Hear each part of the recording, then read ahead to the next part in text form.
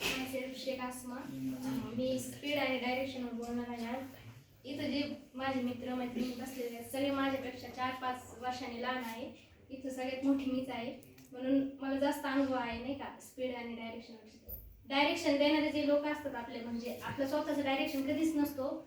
आपल्या जीवनात डायरेक्शन देणारे लोक 2 असतात, एक निगेटिव्ह विचाराचे आणि पॉझिटिव्ह विचाराचे. आपण जर पॉझिटिव्ह जरी घेतला ना, जे निगेटिव्ह विचाराचे माणसं असतात ते आपल्याला निगेटिव्हकडेच घेऊन जाणार.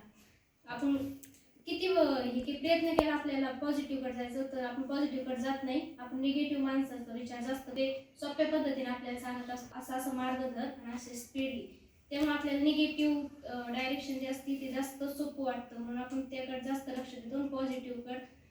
पॉझिटिव्हकडे जास्त अडचणी असतात, हार्ड असतं, म्हणून आपण ते जाऊन द्या नाही, आपण नाही करू शकत, हे सोपं वाटतं हे करू हे. पण जे निगेटिव्ह असतं ना ते सक्सेस होत नाही. जे पॉझिटिव्ह असतं ते सक्सेस होतं, पण थोडं टाइम लागतं.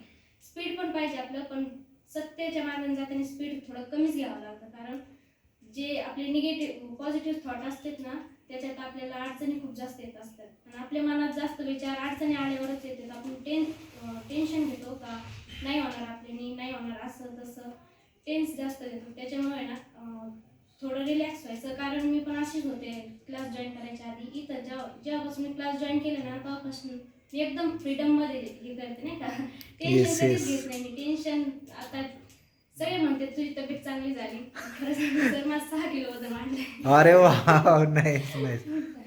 आणि का जर स्ट्रेस फ्री राहिलो ना तर 100% आपलं वेट पण गेन होतं आणि माइंड पण गेन होतो.